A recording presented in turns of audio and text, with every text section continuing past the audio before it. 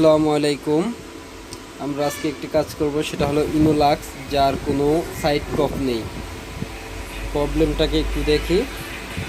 প্রবলেমটা হচ্ছে double image plus আগে যে ছবিটি চালানো হচ্ছে সেটি আবসা করে থেকে যায়। এটার কোনো সাইড কপ নেই, শুধু সাইড আইসি বসানো, সেটা একটু খেয়াল করতে হবে। দেখা যাক কোন ভোল্টেজগুলো আমাদের ম্যাপের বাইরে আছে। জিএল VOF VGH, এখানে আমরা দেখতে পাচ্ছি যে VGH ভোল্টেজটা খুবই কম, বোঝা যাচ্ছে 2 ভোল্ট 3 ভোল্ট, যার জন্য বোঝা যাচ্ছে যে এটাই হয়তো বা প্রবলেম হয়ে যেতে পারে।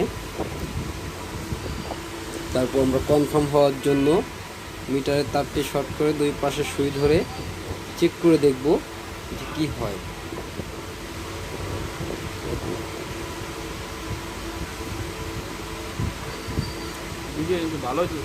আসলে প্যানেলগুলো সার্ভিস করা বা গ্লাসের উপরে ঝালাই করা খুবই সমস্যাজনক।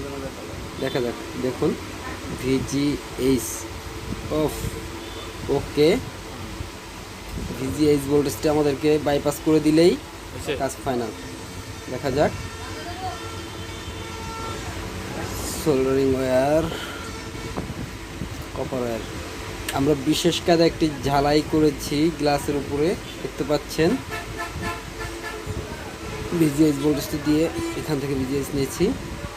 দেখুন, আমাদের প্রবলেম কিন্তু সলভ হয়ে গেছে। ধন্যবাদ আর্ট ইলেকট্রনিক্সের সাথে থাকার জন্য আপনাদেরকে সবাইকে ধন্যবাদ।